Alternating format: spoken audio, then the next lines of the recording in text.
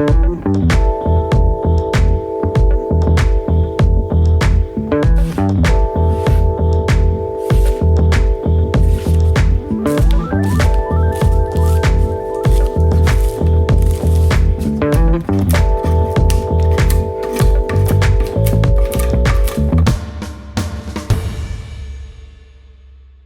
guys, welcome back and thanks for tuning in to my review of the new Benchmade Griptilian 551-1 and 555-1, as well as pretty much every other -1 Griptilian that's out there right now, and Mini Griptilian.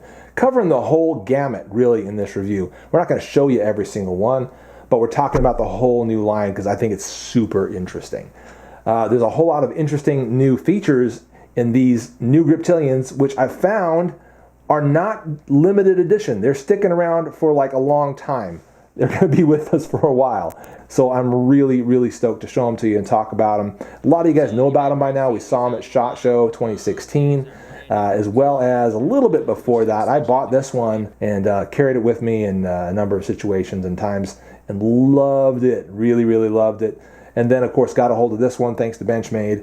So I'm going to talk all about what I think about these knives and their performance, the steel, the improvements, etc. But you guys have seen the Griptilian, you've seen the Mini Griptilian for ages, so I'm not going to waste a lot of time talking about superfluous features that you already know about, axis lock and all those things that you already understand. What we're going to do is kind of get to the things that are new, show you some comparisons, talk about the price, talk about the performance, my experience using them, show you some of that footage, etc. But again, the 551-1. All right, so this is kind of the first one that I got into, the one that I looked at, found on Blade HQ, and purchased, and was super stoked about. The 20 CV steel, I really wanted to try it out. Sounded like something new and interesting, wanted to see how it performed, but also this G10, you know, it's textured like a Griptilian, but it's this G10 handle scale, which again dimensionally feels the same in hand, but has a much sort of different grip to it, as far as, you know, the fact that it's G10 and not sort of the normal material that they generally use. Here's a standard Mini Griptilian and their standard material that they have on that, and sort of the construction as well. You can see this one kind of wraps around the back and is closed off, whereas these new ones are wide open, with this sort of blue G10 spacer right here, which really sets the gray off, and then these gorgeous spacers. Aren't those cool? Those pillars on there, I mean to say.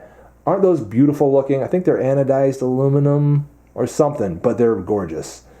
And so just sort of the aesthetics of this in the first place really drew me in, but then the interesting features as far as like the new handle and the new steel, that sealed the deal, and I had to get one in hand. I had to buy one.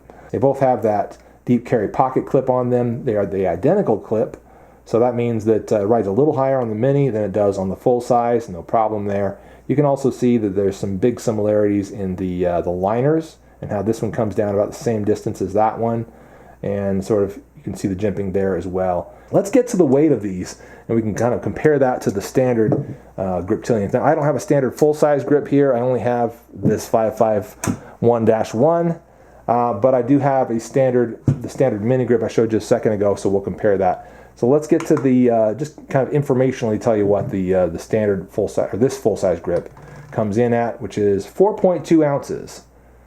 All right, works for me. I've carried it. I like it. And let's look at the Mini. 2.9 ounces. All right, now how does that compare to the classic Mini? Let's take a look at that. 2.6 ounces. All right, it went up by 0.3 ounces. I knew there was a weight difference, and that would be hard for most people to detect. I don't know why I could pick that up, but I can feel the balance. I think you will too, actually. I don't think it's really that hard to detect. You'll feel the balance. It is different in hand than the standard one is. This feels a little bit like the handle just wants to fall out of your hand a little bit. So I definitely think that this -1 series overall is just a huge improvement of the Griptilian and Mini Griptilian. And besides that, I think it's a great addition, a good sort of companion piece to the whole line. While we're here, let's also bring in the AWT Griptilian, the Mini-Griptilian. This is one that AWT sent me the scales for this one, so I went ahead and got a Griptilian to slap their scales onto. And let's see how much that weighs with those scales. 3.2. It was 3.3 for a second there. 3.2 ounces. 3. It's trying to make its mind up still, looks like. 3.3 and a half, let's say. That's what you get on the AWT Griptilian, and you can get those scales at the website listed down below. They're excellent. They fill your hand more so than your standard Griptilian. We'll just kind of compare those side by side for a second. It fills your hand a bit more, and just feels different in hand. It's a little blockier, but in a good way. Honestly, I really, really like those scales, and the blue is gorgeous, isn't it? And it kind of not offsets, but complements this one. So I love having this one in my collection right here. Definitely check out those scales, and these are not the only versions that they've got out. They've got a variety of different ones, distressed ones and textured ones and things like that. So check them out for sure. Let's get to some of the testing, and you guys have maybe, you know that I like to roll in some testing, and I like to show some proof of concept and proof of use. So let's roll that in. Paper slicing, of course, easy peasy. The 20 CV takes a super keen edge, so that job was, quick and easy and very clean. So super impressed with the keen edge that 20 CV takes, and it holds it for a long time, and that's the other thing that I'm super impressed about. Slicing through that cardboard, by the end of it, I was like, okay, now it's going to feel a little dull, or the performance is going to diminish a little bit. No, I mean, I didn't demonstrate this, but it was still like hair-popping sharp after that. So slicing through the cardboard, no big deal, and I got both knives doing that. It felt great in hand, obviously.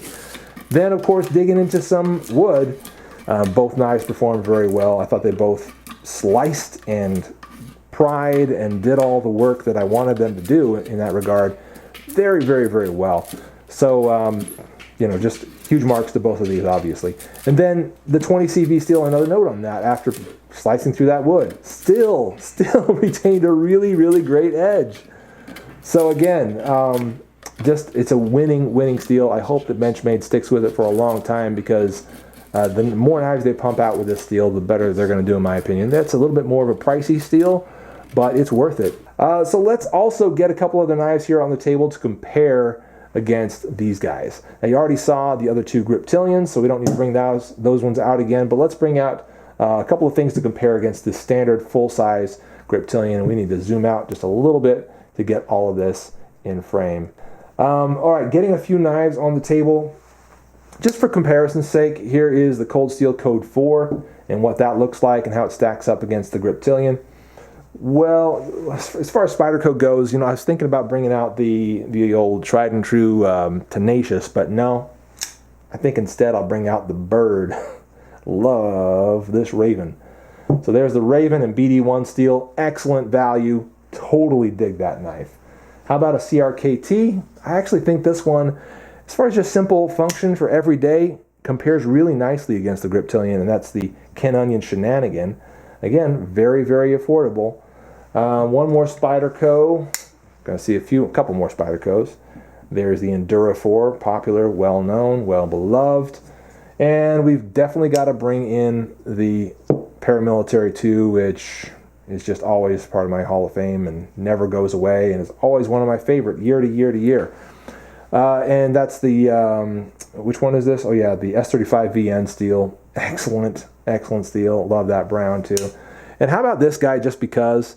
There's the D2 Gecko from Steel Will in that beautiful sort of rose-colored G10 and black blade. Just a great looking knife there, and sort of how that stacks up against the full-size grip as well. And let's get these all off the table a little faster this time. That's more like it. Now let's get the Griptilian off the table and bring in the Mini-Griptilian so we can show you some competitive offerings for that one as well. So there's the Mini Grip, and what else should we show you? How about the Kershaw Leak, which is always kind of part of my collection and one that I rotate in and out pretty frequently. Good steel on that, less expensive by a lot. Here is the Southern Grind Spider Monkey, which I just love, and that compares actually very well against the Mini Grips in my opinion. How about the Spyderco Native 5? in S35VN. Gorgeous knife. How about a hard-working one like the Cold Steel Mini Recon? A good hard worker, quite a bit cheaper. This is the AUS 8 steel version of it. I don't know if they have this out in the CTS XHP yet, but they're kind of switching over everything to the XHP steel. Maybe, let's see, one more. How about a CRKT? How about the Ken Onion Ripple? There that one is, and you can kind of get a sense for how that compares there. Do we want to bring anything else out? Oh gosh, I don't know. I think we're pretty much done. Maybe just for the heck of it, maybe we'll bring this guy in. Mini Presidio, all Boba Fetted out. Love that knife. Still love that knife. And that's kind of how that one compares as well. Might be discontinued. I think it kind of is. Good luck finding it if you're interested in it. And let's get rid of these guys. The 20CV Griptilian and Mini-Griptilian in the -1s are just excellent. They perform really well. I love the addition of the G10 and the blue and all that stuff. It's a great color scheme in my opinion. It's great looking. It feels great in hand. It's an improvement ergonomically in my opinion.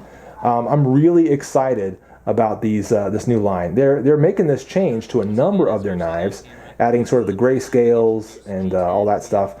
And so check out their website and see if there's any more on there that you're interested in. I'll have links to some of those knives available at Blade HQ that I think are pretty impressive. If you don't have a Griptilian yet and you're interested in one, either a full size or a mini, this is the place to start in my opinion. Okay, I would say leave these guys, leave them alone.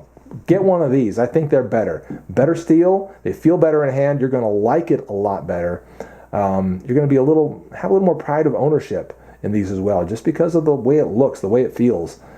And that's my recommendation in regards to the new -1 Griptilian and Mini-Griptilian. I really like them. I'm the Late Boy Scout. Thanks very much for sticking around for this review. We'll see you guys on the next one. Is this going to be kind of a line extension? Yep, it's a line extension, so anything with a -2 at the end of it in the Barrage family, so what you're holding right now is a 585-2. Gotcha. Well, we hope it sticks around for a long time because that's a very good looking one. Again, I'm digging the gray. There's something about it that's very handsome.